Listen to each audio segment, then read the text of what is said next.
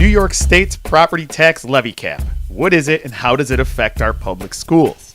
Or, to put it another way, where is a 2% tax cap not a 2% cap on tax increases?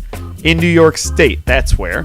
Why? Because despite being touted by some politicians and the media as a 2% tax cap, the law does not prevent your school tax bill from increasing by more than 2% each year.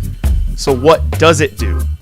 It requires each public school district to calculate a tax levy limit each year using a complicated 8-step formula dictated by the state. How complicated, you ask? Well, you start with the prior year total tax levy. Wait, what's the tax levy?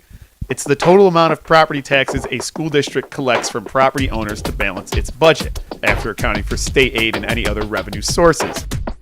Back to the formula. Start with the prior year tax levy, multiply that by the tax-based growth factor, Then add pilot payments received in the prior year and subtract any tax levy that pays for court judgments, but not if they are tax certiaries. Also subtract capital costs paid with local tax dollars, not state aid, then multiply all of that by 2%, or the change in the consumer price index, whatever is lower, and subtract pilot payments expected in the coming year. Add the available carryover, which is anything left over from last year's tax levy limit, as long as it's less than 1.5% of the limit. and you have this year's tax levy limit. You get it? Yeah, me neither. But did you catch the 2%? Let's go back.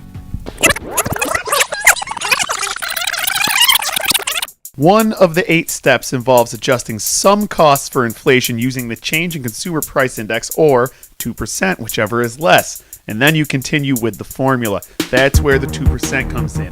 Now you have the whole story. Last spring, only 2 of the state's nearly 700 districts had a tax levy limit equal to 2%. 384 had a limit greater than 2%, and 283 had a limit less than 2%. One district's limit was a 105% increase, and another faced an 11% decrease. So the tax levy limit isn't 2%. It's whatever the state formula says it is, and it will be different for every school district. But whatever the limit is, taxes will be capped at that amount, right? Wrong, because the limit isn't a limit. It's just a threshold that determines what level of voter support a district needs to pass its budget proposal. If a district decides to propose a budget with a tax levy that is more than its tax levy limit, that district will need a supermajority, or at least 60% of voters, to approve its budget. If the proposed tax levy is at or below its limit, the budget passes with just a simple majority.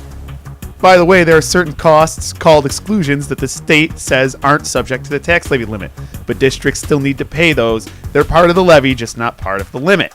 And don't forget, all of this applies to a district's total tax levy, not the tax rate, not your tax bill. Tax bills are also affected by other things that have nothing to do with the school district, like state equalization rates and local property assessments. Even if a district were increasing its levy by exactly 2%, what you'd see on your school tax bill could be entirely different. So, in review, it is not a 2% tax cap. In fact, it's not really a cap at all, it's a voter threshold. And the law was never designed to cap your tax bill, it applies to the levy only. What does this mean for your school budget? At the end of the day, the tax levy limit is just a number. School leaders still have to do what they've always done: weigh the cost of providing a quality school program with the community's ability to pay for it. To find out more, visit your school district website, attend public meetings, and learn more at educationspeaks.org.